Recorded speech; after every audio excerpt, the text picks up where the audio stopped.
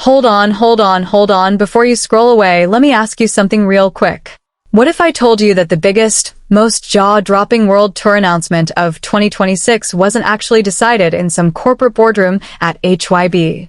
What if the mastermind behind the set list, the stage design, even the controversial city picks wasn't Bang Si-hyuk, wasn't the management team, but one man, the youngest member of BTS himself, Jeon Jungkook? Sounds crazy, right? But stay with me here, because the deeper you dig into the mechanics of this tour, the more you realize something wild. Jungkook's fingerprints are literally everywhere. We're not talking about him just picking his favorite songs to perform. No. We're talking about production-level decisions, emotional power moves, and behind-the-scenes negotiations that even the older hyungs didn't see coming. Why did the tour suddenly add a city no one expected, who demanded a complete visual overhaul just weeks before rehearsal? And what secret conversation between Jungkook and one specific member changed the entire emotional arc of the show? You think you know BTS? You think you understand the group dynamic? Well, buckle up, because we got 7 revelations that prove Jungkook isn't just the Golden Maknae. He might just be the shadow architect of BTS's most ambitious comeback tour ever. Let's get into it. This is Jungkook's Secret Control, 7 things behind BTS 2026 World Tour. Number 7. The city nobody expected. Jungkook's one phone call that rewrote the entire tour map.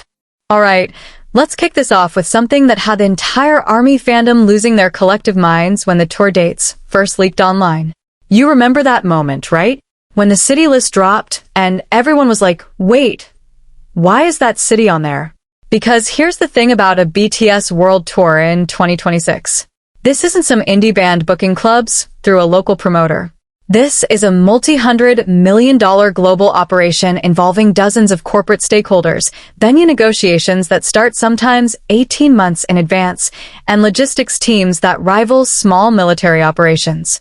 Every single city on a BTS tour route is chosen through a brutal, data-driven selection process. We're talking about ticket sales projections, local sponsorship potential, airport infrastructure, hotel capacity for crew, political stability assessments, the works. Hybe's touring division doesn't just throw a dart at a map. They run algorithms.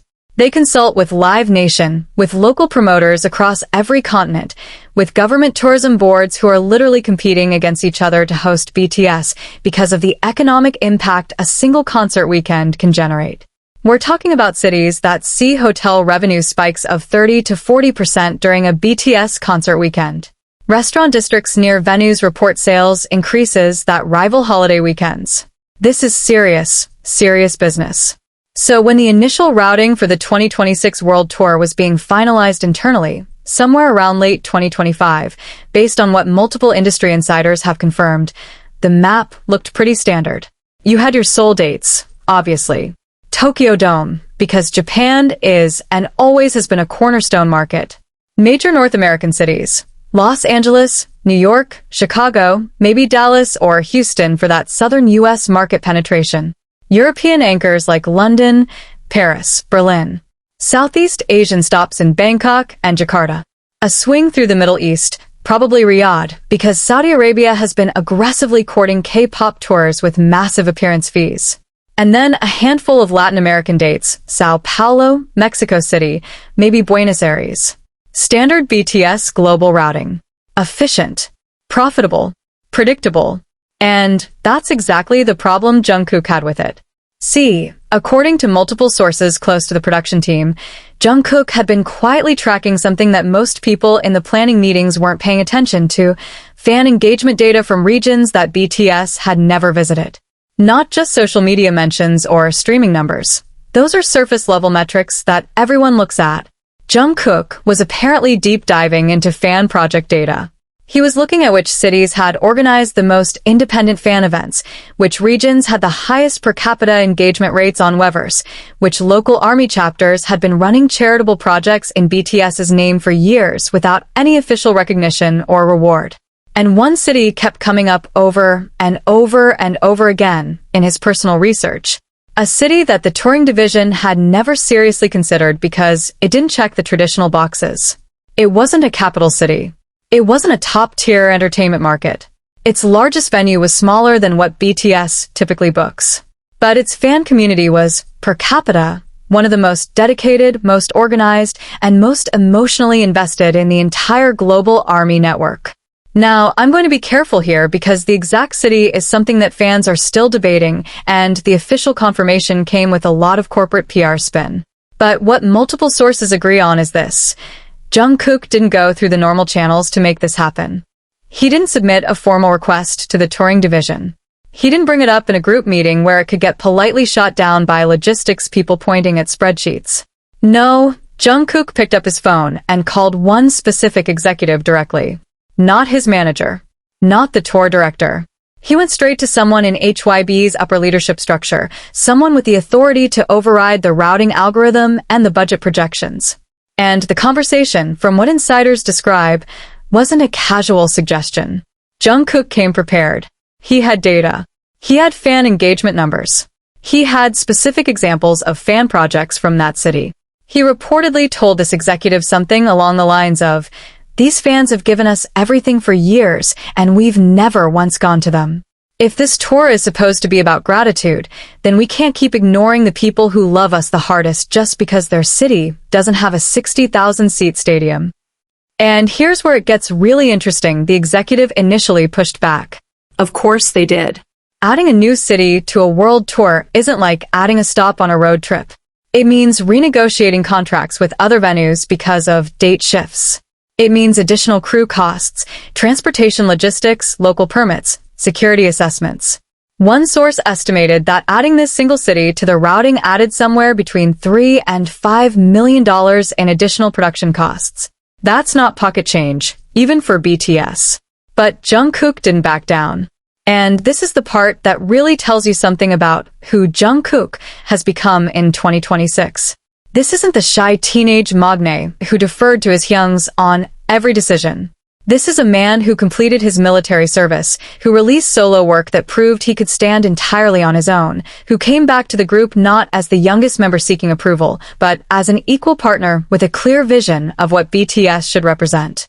He reportedly told the executive that if the tour was going to skip the city, he wanted to understand the real reason, and if the real reason was just money, then he wanted to know what kind of group they were building.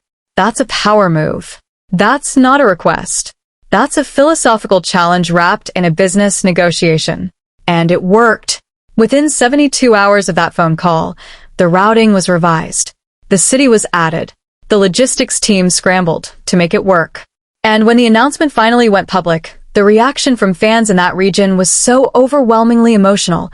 We're talking viral videos of people crying, fan accounts that had been running for 8 or 9 years posting that they never thought this day would come, that it retroactively justified every dollar of additional cost. The social media engagement from that single announcement generated more organic reach than some of the major market announcements combined. Jungkook saw something that the algorithms missed. He understood that a world tour isn't just a commercial product, it's a promise.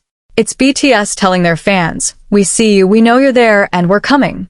And sometimes the fans who need to hear that the most are the ones in the cities that the spreadsheets say don't matter. That was Jungkook's first move. Quiet, strategic, emotionally devastating in the best possible way. And the wildest part? The other members didn't even know about the phone call until after it was done. Jungkook moved alone on this one. He made the call, he fought the fight, and he changed the map, literally. But here's my question for you. If that's what Jungkook did with just the tour routing, a logistical decision, what do you think happened when he turned his attention to something far more personal, far more artistic, far more dangerous?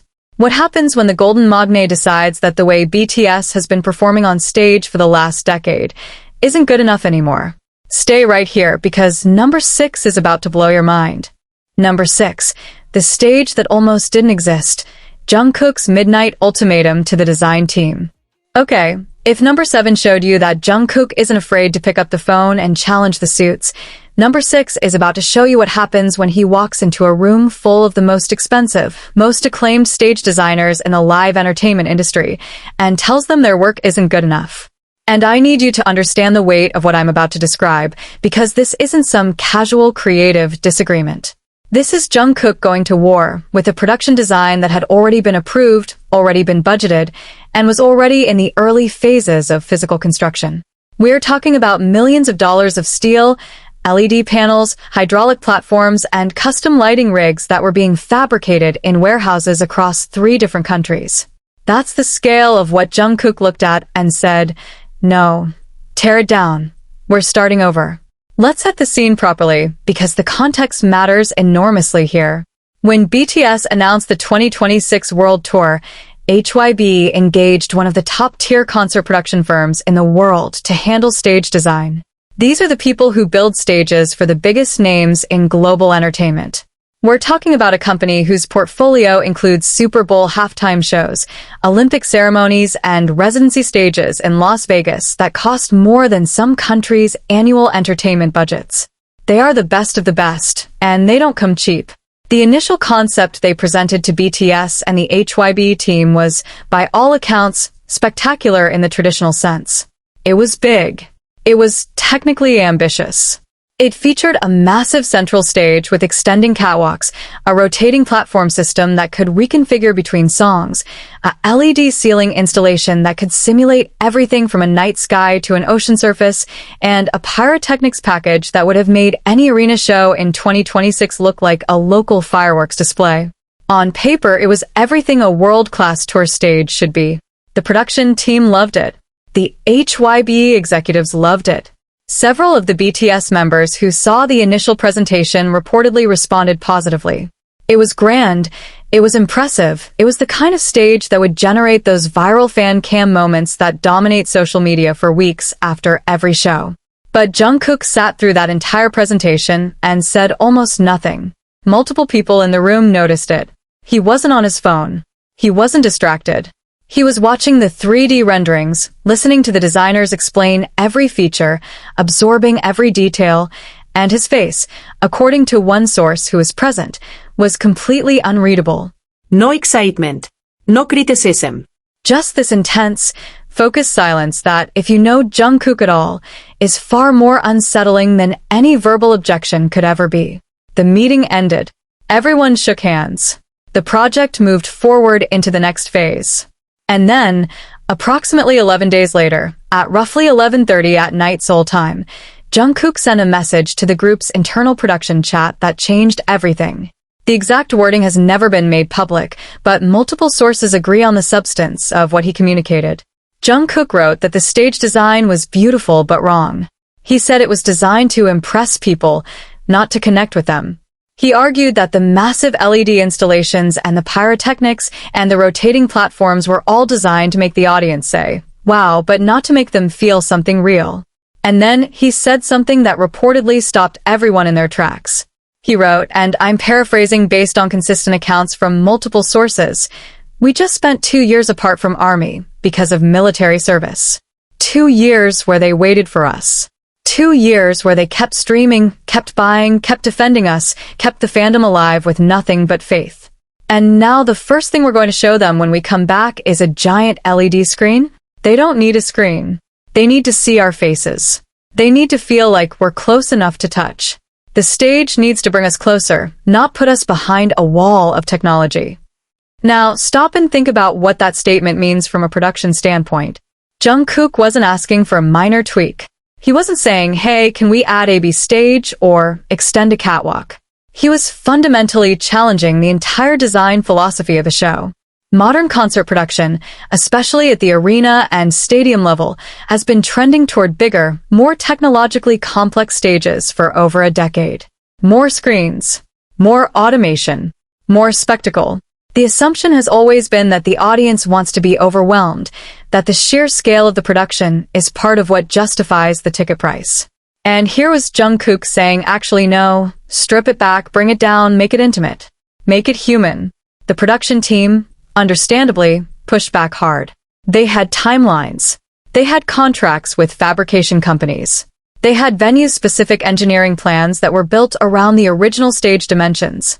Changing the fundamental design philosophy at this stage of production wasn't just expensive, it was, from a logistics standpoint, borderline reckless. One senior production team member reportedly described the situation as trying to redesign an airplane while it's already on the runway. But Jungkook had done something incredibly smart before he sent that late-night message. He had already sketched out an alternative concept. Not a professional rendering, nothing that detailed, but a series of hand-drawn diagrams and notes that outlined his vision for what the stage should feel like. And his concept was radical in its simplicity. Instead of one massive central stage with technology stacked to the ceiling, Jungkook proposed a multi-node design where smaller, lower stages were distributed throughout the venue, connected by pathways that would bring the members physically into the crowd. He wanted sections of the show where the LED screens would go completely dark, not dimmed, dark, so that the only light in the entire arena would be the army bombs and a single spotlight on whoever was performing. He wanted moments of forced intimacy in a space designed for spectacle. He wanted the audience to forget they were in a venue with 40,000 other people and feel, for just a few minutes, like it was just them and BTS. The production team studied his sketches. They argued. They debated. They ran cost projections. And slowly, reluctantly, and then with increasing excitement as the creative possibilities became clear, they started to come around. The final stage design for the 2026 World Tour, the one that fans have now seen in leaked rehearsal photos and early concert footage, is a hybrid. It keeps some of the technological grandeur that the original firm designed because, let's be honest, you can't do a BTS World Tour without some jaw-dropping visual moments. But threaded through that grandeur are these pockets of intimacy that are unmistakably Jungkook's fingerprints. The satellite stages that extend deep into the general admission sections. The blackout moments, where the screens die and the entire arena goes dark except for the ocean of purple light from army bombs. The pathways that bring members so close to fans in the upper sections that people who bought the cheapest tickets in the building suddenly find themselves 5 meters away from their favorite member. That was Jungkook's vision. Not less production, but smarter production. Not anti-technology, but pro-human. He understood something that the most experienced stage designers in the industry initially missed, that for this specific tour, for this specific moment in BTS's career, the emotional context of the post-military reunion demanded a stage that felt like a homecoming, not a spectacle. The fans didn't need to be impressed. They needed to be embraced. And the fact that Jungkook fought for this at 11:30 at night, with hand-drawn sketches, against a multi-million-dollar design that had already been approved by everyone above him, that tells you everything about the kind of creative force he has become within BTS in 2026. He isn't waiting for permission. He isn't deferring to experts just because they have bigger titles. He is trusting his instincts, backing them up with clear reasoning, and refusing to compromise when he believes the emotional integrity of the show is at stake. But now I have to ask you something, and I want you to really sit with this question before we move on. If Jungkook was willing to tear apart the physical stage, the literal structure the entire show is built on, what do you think he did when he turned his attention to the setlist? To the songs themselves? To the order in which 40,000 people would experience the emotional journey of a BTS concert? Because what happened with the setlist, honestly, it might be the most controversial thing on this entire list. Number 5 is next, and trust me, you are not ready for this one. Number 5. The setlist war, Jungkook's brutal decision that made one member cry. Alright, I warned you. I told you that you weren't ready. And I meant it, because what I'm about to break down for you right now is the single most emotionally charged behind-the-scenes conflict in the entire pre-production of the BTS 2026 World Tour. This isn't about logistics. This isn't about stage design or city routing. This is about the music itself, the sacred ground, the untouchable territory, the one thing that every single member of BTS holds closer to their heart than anything else. The set list. And when Jungkook decided to step in and fundamentally restructure the emotional arc of the concert from top to bottom, he didn't just ruffle feathers.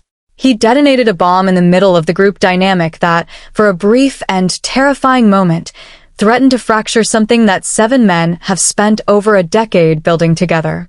Let me give you the background first, because you need to understand how a BTS setlist actually gets built before you can appreciate the magnitude of what Jungkook did. A typical BTS concert setlist is not just a playlist. It's a narrative. It's a 3-act emotional screenplay told through music, choreography, lighting, and pacing. The opening block is designed to hit hard, High energy, maximum impact, the songs that make 40,000 people lose their minds in the first 10 minutes. Then you transition into a mid-section that weaves between unit stages, solo performances, and emotional ballads that give the audience space to breathe and feel something deeper. And then the final block builds back up to a crescendo, anthems, fan favorites, the songs that send everyone home with tears in their eyes and fire in their chests. BTS has refined this formula over 10 years and multiple world tours. They know what works. The production team knows what works. And historically, the setlist has been a collaborative process where all 7 members contribute ideas, the creative directors organize them into a coherent flow, and then the group collectively approves the final version. It's democratic. It's respectful. It's the BTS way. So when the first draft of the 2026 setlist was circulated internally, it followed this proven formula almost exactly. The opening block featured the expected heavy hitters. Think songs like Idol, Mic Drop, recent title tracks from the group's pre-military releases. The midsection included planned solo and unit stages that would showcase what each member had accomplished during their individual military-era activities. And the closing block was loaded with emotional legacy tracks, Spring Day, Young Forever, the songs that have become almost spiritual experiences at BTS concerts. On paper, it was a solid, crowd-pleasing setlist. It gave fans what they expected. It hit all the familiar emotional beats. It was safe, proven, and virtually guaranteed to generate overwhelmingly positive reactions. And Jungkook hated it. Not disliked it. Not had minor reservations about it.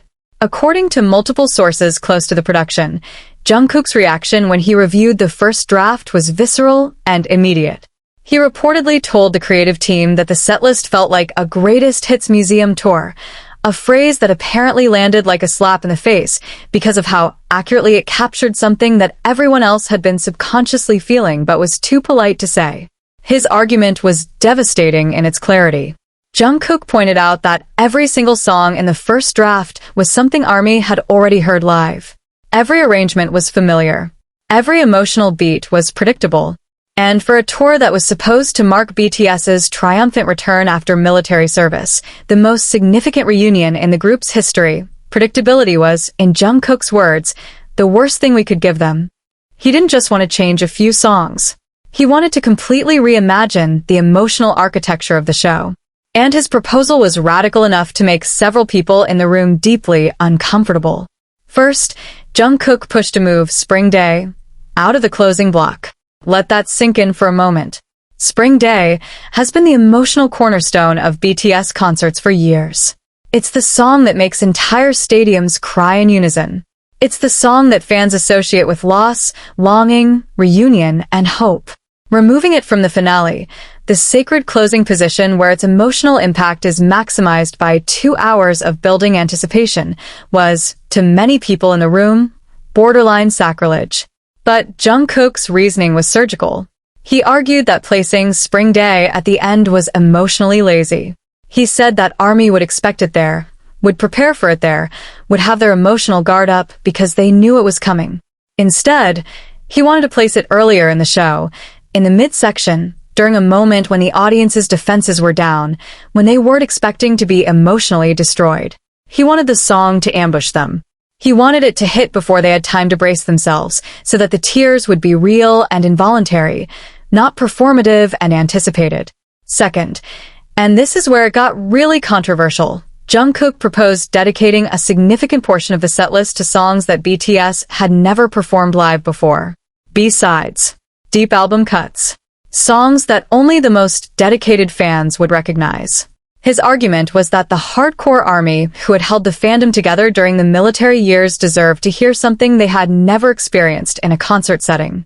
He wanted to reward their loyalty with exclusivity, with a feeling of witnessing something genuinely unprecedented. But here's the problem. Not everyone agreed. And the disagreement wasn't just philosophical, it was deeply personal. Because when you restructure a setlist this dramatically, you inevitably affect the solo and unit stages. Songs get cut. Performance slots get reshuffled. And when one member's planned solo stage was significantly reduced in the new arrangement to make room for a group deep cut that Jungkook was championing, that member's reaction was not quiet acceptance. There was a meeting. Sources describe it as one of the most intense internal discussions the group has had in recent memory, where the affected member directly confronted Jungkook about the changes. The conversation was not hostile. BTS doesn't operate that way, and 13 years of brotherhood create a foundation of trust that can withstand enormous pressure.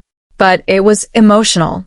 The member in question had spent months preparing a solo stage that was personally meaningful to them, a performance that connected to their military experience, to their individual artistic growth, to something they wanted to share with ARMY as proof of how they had evolved during the separation. And now that stage was being compressed, reduced, pushed to a less prominent slot in the show, all because Jungkook had a different vision for the overall narrative arc. The conversation reportedly lasted over 2 hours. There were raised voices, not in anger, but in passion. There were long silences where nobody knew what to say. And at one point, according to someone who was present, the affected member broke down crying. Not because they were angry at Jungkook, not because they felt disrespected, but because they realized in the middle of arguing their case that Jungkook was right. The original setlist was safe. It was comfortable. And comfort, in that moment, the moment of BTS's great return, was the enemy of greatness. The member reportedly said, through tears, something along the lines of, "I hate that you're right, because this performance meant everything to me." And Jungkook's response, this is the part that everyone who was in that room remembers, was to sit down next to the member, put his arm around them and say, "It still means everything. We're not cutting it. We're just putting it where it will hit the hardest." And that's exactly what happened. The solo stage wasn't eliminated. It was repositioned within Jungkook's new emotional architecture, placed at a point in the show where it would carry even more weight because of what came before and after it. The member who cried in that meeting later told other staff members that Jungkook had actually made their performance better by forcing them to see it in a larger context. The final setlist for the 2026 World Tour, the one audiences are experiencing right now, is unlike any BTS concert setlist that has come before. It doesn't follow the traditional 3-act formula. It doesn't play it safe with a predictable greatest hits approach. It zigzags between euphoria and devastation, between explosive energy and devastating silence, between songs everyone knows by heart and deep cuts that make fans gasp with shocked recognition. Number 4. The 3 a.m. rehearsal tapes, Jungkook's secret training that shocked the hyungs. Okay, let me set something straight before I even get into this one. What I'm about to tell you is the kind of story that, when I first heard it from multiple corroborating sources, made me physically stop what I was doing and just sit in silence for a minute. Because this isn't about Jungkook the strategist. This isn't about Jungkook the creative visionary who fights executives and redesigns stages. This is about Jungkook the human being, the kid from Busan who showed up at Big Hit Entertainment as a 14-year-old who could barely make eye contact with strangers, who grew up in front of the entire world, who went through military service like every Korean man must, and who came back with something burning inside him that goes beyond ambition, beyond perfectionism, beyond anything the K-pop industry has a convenient label for. This is about love. Brutal, exhausting, self-sacrificing love for the 6 men he calls his brothers. And it starts with a security camera. See, Hybe's main rehearsal complex in Seoul operates around the clock. The building never truly sleeps because between all the groups under the Hybe umbrella, BTS, 17, TXT, Hybe, and the rest, there's almost always someone in a practice room at any given hour. The facility has a state-of-the-art security system, as you'd expect for a building that houses some of the most commercially valuable artists on the planet. Cameras in the hallways. Electronic keycard access logs for every room. A full-time overnight security team that monitors the premises. And it was a member of that overnight security team who first noticed something unusual in early 2026 during the intensive pre-tour rehearsal period. Every night, without exception, long after the official group rehearsals had ended, usually somewhere between 1 and 2 in the morning, one keycard was being used to access practice room 3. The same keycard. The same room. Every single night. And the person attached to that keycard was Jeon Jungkook.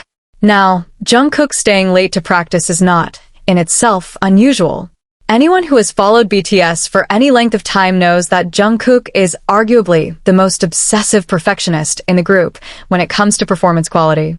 There are legendary trainee-era stories about him practicing choreography until his feet bled, about him recording vocal takes dozens of times until he achieved the exact emotional texture he was hearing in his head. His work ethic is not a secret. It's practically a meme in the fandom. But what the security team observed, and what eventually made its way to the attention of other staff members and ultimately to the other BTS members themselves, was not Jungkook practicing his own parts. That's the part that changes everything. When staff members reviewed the practice room footage, not out of surveillance concerns, but because the sheer consistency of Jungkook's late-night sessions had become a topic of quiet conversation among the overnight crew, what they saw defied every expectation. Jungkook was not running through his own choreography.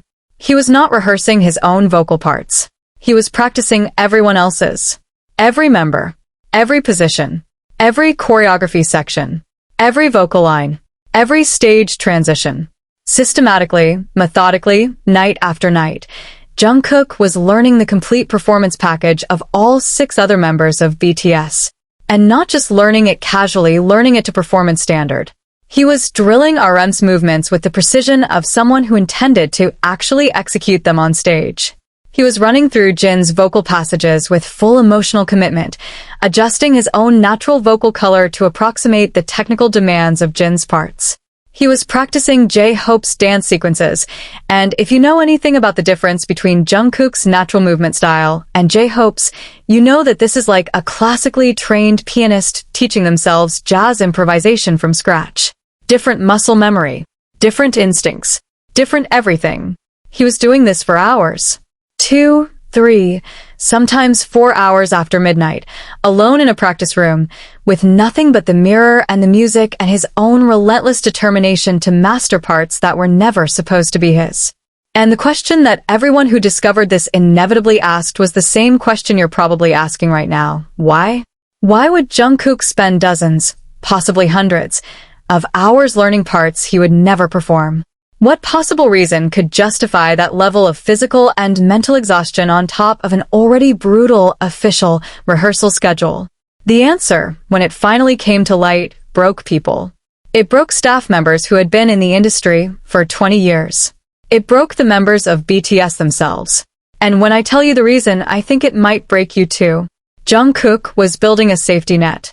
After military service, every member of BTS came back in different physical and mental condition. That's just the reality of mandatory military service. 2 years of a completely different physical regimen, different sleep patterns, different stress levels, different everything. Some members bounced back to peak performance condition relatively quickly. Others needed more time. Some had lingering minor injuries that affected their stamina. Some had vocal changes, subtle shifts in range or control that come naturally with age, and with 2 years of not performing at an idol-level intensity. These are not criticisms. These are biological facts that every idol group faces after a hiatus of this length. And Jungkook saw it. He saw it in the group rehearsals. He noticed the moments of hesitation, the tiny stumbles that nobody else would catch, the flickers of frustration on a member's face when their body wouldn't do what their mind remembered being able to do effortlessly 3 years ago. He saw the micro-expressions of self-doubt that flash across someone's face for half a second before the professional mask goes back on. And instead of saying something, instead of making anyone feel self-conscious or pressured or less than, Jungkook decided to quietly, invisibly, without anyone's knowledge, prepare himself to cover for any member at any moment during any performance on the entire tour. If someone's voice cracked during a live vocal section, Jungkook would be ready to seamlessly blend in and carry the note. If someone's knee buckled during a complex choreography sequence, Jungkook would be close enough and prepared enough to adjust the formation so the audience would never notice.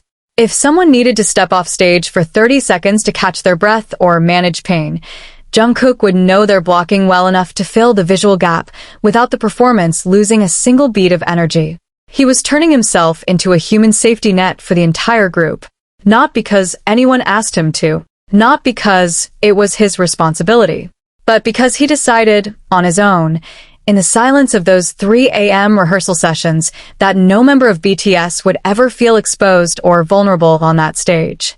Not on his watch.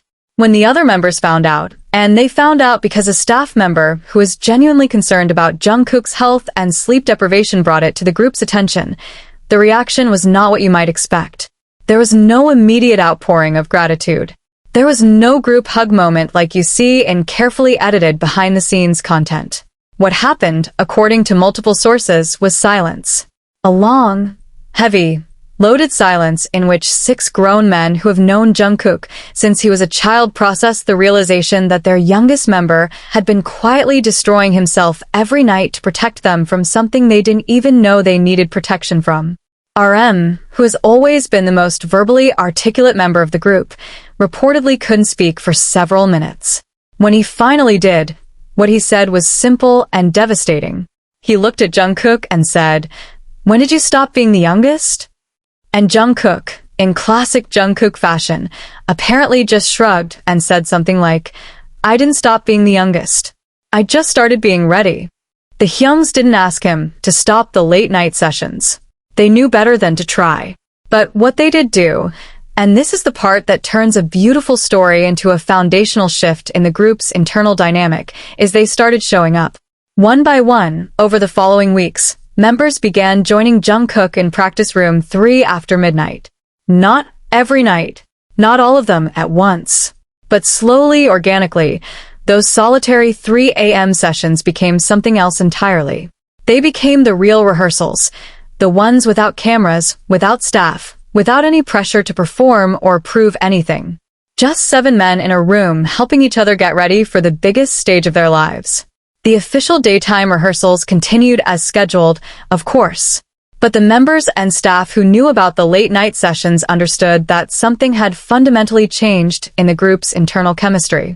Jungkook's solitary act of devotion had cracked something open. A vulnerability, a willingness to admit imperfection, a collective acknowledgement that coming back from military service wasn't seamless, and that it was okay to need help. And that shift in energy, that invisible but profound change in how the 7 members related to each other in the rehearsal room, is something that multiple sources believe audiences can feel in the live performances, even if they can't articulate exactly what's different. Number 3, the impossible technology, Jungkook's obsession that made engineers say, "It can't be done." Let me take you back to a moment that, in hindsight, was probably the spark that started everything I'm about to describe. It was during Jungkook's solo era, sometime in 2023, before military service. Jungkook was performing at a solo showcase, smaller venue, more intimate setting than the massive stadium shows he was used to with BTS. And during one particular song, he stopped singing mid-performance. Just stopped. The backing track kept playing, the band kept going, but Jungkook stood at the edge of the stage and stared out at the crowd. Staff members backstage momentarily panicked because an idol stopping mid-song is usually a sign that something has gone wrong, a health issue, a technical failure, something. But nothing was wrong. Jungkook was just looking. He was watching the army bombs in the audience, thousands of small, light-up devices that fans hold during concerts, all synchronized to glow in coordinated colors and patterns controlled by a central system. He watched them for maybe 5 seconds, which feels like an eternity on a live stage, and then he picked up the song again and finished the performance flawlessly. Afterward, in a private conversation with a member of his production team, Jungkook said something that this person remembers word for word because of how strange it sounded at the time. He said, "The lights are all the same. Every fan is holding the same color at the same time, but they're not feeling the same thing. The person in the front row who's been camping outside for 2 days isn't feeling the same thing as the person in the back who got a last-minute ticket from a friend. So, why are their lights the same?" At the time, the staff member thought it was just Jungkook being poetic. An artistic observation. A passing thought from a performer who thinks deeply about the relationship between artist and audience. Nobody wrote it down as a technical requirement. Nobody started engineering anything based on that comment. It was filed away in the category of interesting things Jungkook says and forgotten. until early 2026, when the BTS World Tour was in active pre-production, and Jungkook walked into a technology planning meeting with a concept document that he had apparently been developing, refining, and researching for over 2 years, including during his military service. The concept was called, in Jungkook's own informal terminology, Living Light. And when the engineering team read his proposal, their first reaction was unanimous and immediate. This is impossible. Here's what Jungkook was proposing. He wanted to transform the Army Bomb, the standard BTS lightstick that has been a cornerstone of the fan concert experience for years, from a passively synchronized device into an actively responsive one. In the current system, which has been the industry standard for all K-pop groups that use synchronized lightsticks, a central control unit sends Bluetooth signals to every device in the venue simultaneously. The production team pre-programs color patterns and timing sequences that correspond to specific moments in each song. When Spring Day plays, every Army Bomb in the building turns to the same shade of soft purple at the same moment. When Idol hits, they all flash in synchronized bursts of gold and red. It's beautiful. It's iconic. And it's fundamentally one-directional. The system talks to the lightsticks, but the lightsticks don't talk back. Jungkook wanted to reverse that. He wanted every Army Bomb in the venue to become a two-way communication device, not just receiving signals from the central system, but sending data back. Specifically, he wanted each lightstick to be equipped with a suite of microsensors, an accelerometer to detect movement intensity, a pressure sensor in the grip to measure how tightly the fan was holding it, and a basic biometric sensor in the handle that could detect palm temperature and pulse rate through skin contact. The data from tens of thousands of these devices would be fed in real time to an AI processing system that would analyze the collective emotional state of the crowd and dynamically adjust the lighting patterns, the colors, and even the intensity of each individual Army Bomb based on what the audience was actually feeling in that specific moment. Not pre-programmed, not synchronized to a script, responsive, alive. Imagine this. During a high-energy song, the system detects that the crowd's collective movement intensity and heart rate are spiking. The Army Bombs respond by pulsing faster, burning brighter, cycling through hotter colors, reds, oranges, blazing whites, feeding the energy back to the audience in a visual feedback loop that amplifies the euphoria. But then a ballad begins. The movement slows. The grip pressure softens. Heart rates begin to settle. And the Army Bombs, individually and organically, fade into cooler tones, deep blues, soft lavenders, gentle greens. Not all at once, not in a synchronized switch, but in a gradual, organic wave that moves through the venue, like a living thing breathing. Every show would be different. Every audience would create a unique visual landscape based on their genuine collective emotional response to the music. No two concerts would ever look the same, because no two crowds feel the same way. That was Jungkook's vision. And the engineering team told him, with genuine respect and absolutely zero ambiguity, that it could not be done. The technical challenges were staggering. First, the Bluetooth bandwidth problem. Current Army Bomb systems already push the limits of Bluetooth connectivity in large venues. Sending one-directional signals to 70 or 80,000 devices simultaneously requires massive infrastructure, dedicated antenna arrays, frequency management, interference mitigation, making that communication bidirectional, with each device sending sensor data back to a central processor, would multiply the bandwidth requirements by orders of magnitude. The radio frequency environment inside a packed stadium is already chaotic. Adding tens of thousands of simultaneous upstream data signals would create an interference nightmare that no existing Bluetooth protocol was designed to handle. Second, the processing problem.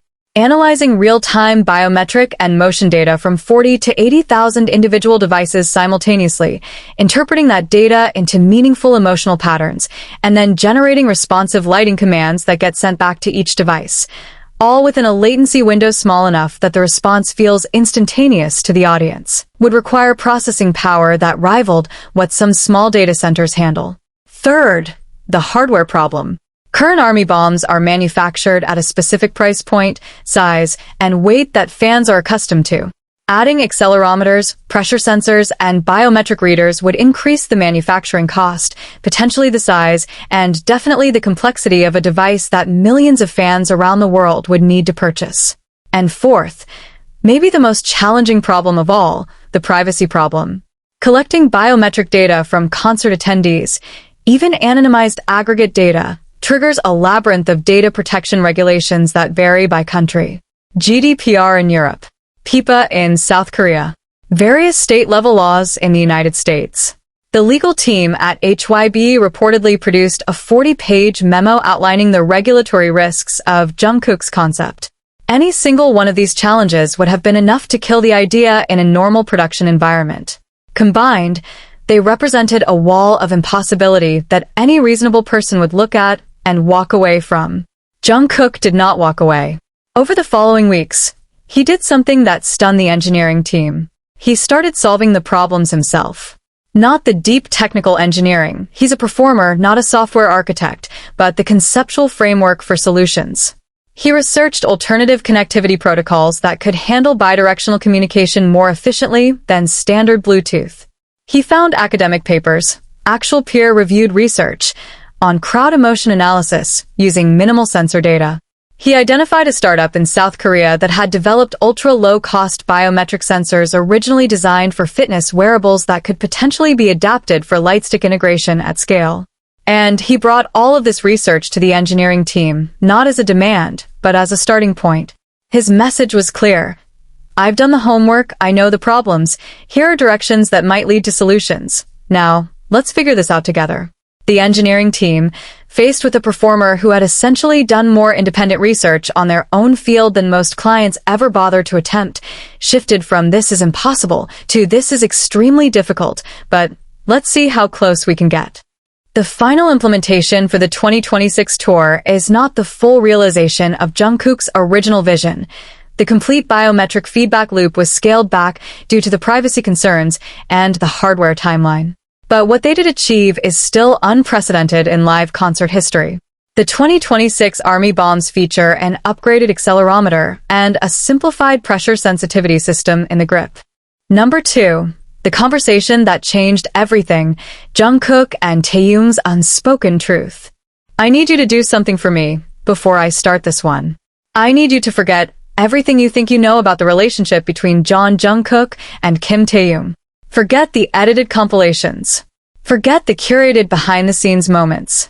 Forget the fan theories, the shipping culture, the parasocial narratives that have been projected onto these two men for over a decade. Because what I'm about to describe is not content. It's not a cute moment packaged for a reality show. It's a raw, unfiltered, deeply human conversation between two people who have spent more than half their lives together, who went through military service at overlapping but separate timelines, who came back to each other carrying things they had never spoken about, and who finally, in a room with no cameras and no audience, said the things that needed to be said before they could stand on a stage together again. The timeline here matters, so let me lay it out precisely. Jungkook and Taehyung, V, are the two youngest members of BTS. They're only a few months apart in age, and that closeness in age created a bond during their trainee years that was fundamentally different from the bonds each of them formed with the older hyungs. With the hyungs, there's always a subtle layer of hierarchy. The Korean age system, the Sunbae Hybe dynamic, the unspoken understanding that the older members carry certain responsibilities and the younger ones carry certain deferences. But between Jungkook and Taehyung, that layer doesn't exist. They grew up side by side. They went through puberty in the same dorm rooms. They experienced first loves, first heartbreaks, first creative triumphs, and first devastating failures in each other's immediate orbit.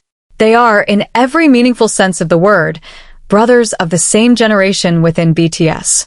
And that closeness, paradoxically, is exactly what made the military separation so uniquely difficult for the two of them. Here's something that most fans don't fully appreciate because the information has been carefully managed by Hybe's public relations team. Jungkook and Taehyung did not communicate frequently during their military service. This isn't because of any conflict or falling out. It's because Korean military service, by design, imposes severe restrictions on personal communication, especially during certain phases of training and deployment. Depending on the unit, the the branch, and the assignment, soldiers may have extremely limited access to personal phones, and the windows for calls or messages can be narrow and unpredictable. So while fans were creating compilations of every tiny social media interaction between the two during the military period and analyzing them for hidden meanings, the reality behind the scenes was much simpler and much more painful. Jungkook and Taehyung spent the longest stretch of time in their adult lives with minimal direct contact. Two men who had been in each other's daily orbit since they were 15 years old suddenly went months without hearing each other's voices. And when they came back, when the military service ended and the BTS reunion began to take shape, something was different. Not broken, not hostile, but different. Staff members who observed the early reunion rehearsals noticed it immediately. The natural, effortless synchronicity that Jungkook and Taehyung had always shared on stage, that almost telepathic awareness of each other's movement, that ability to exchange a glance mid-performance and communicate an entire emotional shift without a single word, was muted. It wasn't gone, but it was operating at maybe 70% of what it used to be. The timing was slightly off. The eye contact was less frequent. There was a politeness between them that had never been there before, a carefulness in how they spoke to each other, how they stood near each other, how they navigated the physical space of the rehearsal room. And politeness, between two people who used to wrestle each other to the ground in the middle of dance practice, is not a sign of respect. It's a sign of distance. Jungkook noticed it. Of course he noticed it. This is the same person who detected micro-expressions of self-doubt on his hyungs' faces during group rehearsals and responded by secretly learning everyone's parts at 3 a.m. His emotional radar is, by all accounts, almost supernaturally sensitive. And the distance he felt between himself and Taehyung was not something he was willing to carry onto that stage. Not for this tour. Not for the reunion that ARMY had waited years for. So approximately 3 weeks before the tour's first rehearsal block was scheduled to end, Jungkook asked Taehyung to meet him. Not at the studio. Not at the practice facility. At Jungkook's apartment. Alone. No staff. No cameras. No other members. Just the two of them. Multiple sources, people who were told about this conversation afterward by one or both of the participants, describe what happened in that apartment as the most significant interpersonal moment in BTS's recent history. The conversation lasted over 4 hours. It started sometime in the early evening and didn't end until well past midnight. And for the first hour, they apparently didn't talk about the tour at all. They didn't talk about music. They didn't talk about BTS. They talked about military service.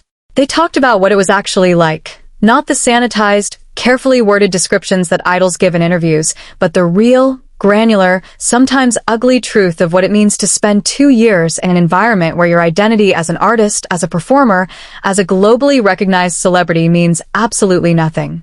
Where you are a number, a rank, a set of duties. Where the thing that has defined your entire adult life, performing, creating, connecting with millions of people, is simply irrelevant. Taehyung, according to sources, opened up about something he had not shared with anyone else in the group.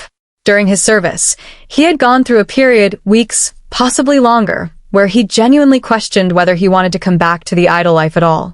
Not because he didn't love BTS. Not because he didn't love ARMY.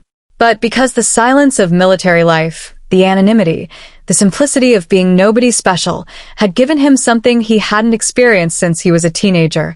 Peace. The absence of expectation. The freedom of not being watched, analyzed, judged, loved, and hated by millions of strangers every single day.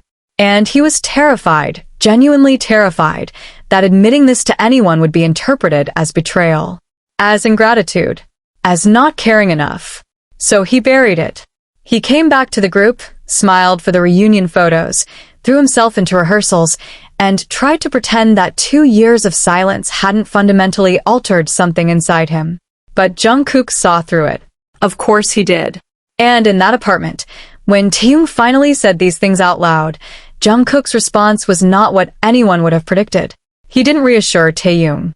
He didn't say it's okay or we all feel that way. He matched him. He told Taehyung something that he, too, had never said to anyone. Jungkook admitted that during his own military service, There were nights when he lay in his bunk and felt a sensation he had never experienced before in his life. The fear that he had peaked. That the best moments of his career, the stadium tours, the Billboard records, the global cultural impact, were already behind him. That he was 27, 28 years old, and that the version of Jungkook that the world fell in love with, the tireless, endlessly improving, impossibly talented Golden Maknae, might not exist anymore. That military service might have taken something from him that he couldn't get back. Not a skill, not a vocal range. Something deeper. A hunger, a fire, the irrational, all-consuming belief that he could be the best at anything he attempted. He told Taehyung that the reason he had been working so obsessively on the tour, the city routing, the stage design, the set list, the late-night rehearsals, was not because he was a visionary leader with a master plan. It was because he was afraid. Afraid that if he stopped moving, stopped pushing, stopped controlling every variable within his reach, the doubt would catch up to him, and he would have to face the possibility that the fire was gone. Two men. Two parallel fears. Taehyung afraid that he no longer wanted it enough. Jungkook afraid that he wanted it too much, because wanting it was the only thing keeping the doubt at bay. And in that apartment, past midnight, with no one watching and no performance to hide behind, they made each other a promise. Taehyung promised Jungkook that he would stop pretending, that he would bring his real self to the stage, not the version of V that fans expected, not the charismatic, effortlessly cool persona that had been carefully constructed over a decade, but the version of Kim Taehyung that had been reshaped by 2 years of silence and was still figuring out what that meant. And Jungkook promised Taehyung that he would stop trying to control everything, that he would leave space in the show, in the performance, in the energy, in the emotional arc, for imperfection. Number 1. The Shadow Architect, Jungkook's true role that BTS never officially acknowledged. Everything I've told you up to this point, every single revelation from number 7 all the way down to number 2, has been building to this. And I need you to pay very close attention because number 1 is not a moment. It's not a decision. It's not a conversation or a phone call or a late-night rehearsal session. Number 1 is a realization. A pattern that has been hiding in plain sight for years, that the 2026 World Tour finally made impossible to ignore, and that fundamentally redefines what we think we know about the internal power structure of the biggest boy band in the history of modern music. Let me ask you a question first. Who is the leader of BTS? Easy answer, right? RM. Kim Namjoon. It's official. It's been official since debut. He's the one who speaks at press conferences. He's the one who addresses the United Nations. He's the one who gives the eloquent, philosophical group speeches that make headlines around the world. RM is the leader of BTS. That is an undeniable, publicly documented fact. But here's another question, a harder one, a more dangerous one, a question that people inside Hybe have apparently been quietly discussing for longer than anyone outside the company realizes. Who runs BTS? Because leading and running are not the same thing. A leader is the face. A leader is the voice. A leader sets the philosophical direction, articulates the vision, represents the group to the outside world. But running, the actual operational, strategic, day-to-day machinery of how a group functions, how decisions get made, how conflicts get resolved, how the 1,000 small choices that determine the difference between a good tour and a legendary tour actually happen, that requires a different kind of person entirely. And the 2026 World Tour, more than any previous BTS activity, has made it undeniably clear that the person running BTS from the inside, quietly, without title, without official authority, without ever once asking for credit or recognition, is Jeon Jungkook. Think about what we've covered in this list. Go back through every single point with fresh eyes and look at what Jungkook actually did. Number 7. He unilaterally contacted Hybe leadership to change the tour routing, armed with fan engagement data he had personally researched and won. Number 6. He rejected a multi-million-dollar stage design that had already been approved by everyone in the room, proposed an alternative vision based on emotional principles rather than technical spectacle, and forced the entire production to pivot. Number 5. He restructured the concert set list from the ground up, overriding the traditional formula, surviving the most emotionally intense internal confrontation the group has had in years, and emerged with a final product that every member ultimately agreed was superior. Number 4. He secretly learned every member's parts, every choreography, every vocal line, every stage position, to create an invisible safety net that would protect anyone who stumbled during live performances. Number 3. He personally researched and championed a concert technology that professional engineers said was impossible, did independent R&D to propose solution frameworks, and pushed the project forward until a working version was implemented. Number 2. He initiated the most important interpersonal conversation in the group's recent history, creating a space for emotional honesty that fundamentally repaired a critical relationship and altered the energy of the entire tour. Now zoom out. Look at those 6 things not as individual stories but as a single body of work. What kind of person does all of that? Not a performer. Performers focus on their own craft, their own stage, their own moment in the spotlight. Not a team player in the conventional sense. Team players contribute their part and trust the system to handle the rest. What Jungkook did across the entire pre-production and production of this tour is something else entirely. He operated as a systems thinker. He saw the tour not as a collection of individual elements, routing, staging, setlist, rehearsal, technology, interpersonal dynamics, but as a single, interconnected organism where every decision in one area ripples through every other area. He understood that the choice of which cities to visit affects the emotional expectations of the audience, which affects what the setlist needs to accomplish, which affects how the stage needs to be designed to deliver that setlist's emotional arc, which affects what technology is needed to bridge the gap between performer and audience, which affects how prepared the members need to be to execute at the highest level, which affects how honest and connected they need to be with each other to perform with the authenticity the show demands. He saw the whole picture. And he moved through every layer of it, executive, creative, technical, interpersonal, with a fluency that suggests this isn't something he suddenly developed in 2026. This is something he has been building, quietly, incrementally, across the entire arc of his career. And here's the part that insiders find most remarkable, the part that elevates this from an impressive display of initiative to something genuinely profound about Jungkook's character. He never asked for the title. He never positioned himself as a co-leader, and that, ladies and gentlemen, is the full picture. 7 revelations. 7 layers of a story that the cameras don't show you, that the press conferences don't reveal, and that even the most dedicated fans could only guess at from the outside. The BTS 2026 World Tour is not just a concert series. It is the product of one man's relentless, silent, all-consuming commitment to making sure that when BTS returned to the stage, they didn't just come back. They came back better, closer, more honest, and more connected to their audience than they have ever been. Jeon Jungkook didn't ask to be the one holding it all together. He just looked around, saw what needed to be done, and did it. That's not ambition. That's not ego. That's love, expressed not in words, but in work. In 3 a.m. rehearsals and midnight phone calls and hand-drawn stage sketches and 4-hour conversations and 2 years of quiet research on technology that nobody believed in. That is Jungkook's secret control. And now you know. If this list gave you chills, if it made you see BTS and Jungkook in a completely different light, then it did exactly what it was supposed to do. Thank you for staying until the very end. This has been Jungkook's secret control. 7 things behind BTS 2026 World Tour. And remember, the greatest power isn't the kind that demands to be seen. It's the kind that works in silence and lets the results speak for themselves.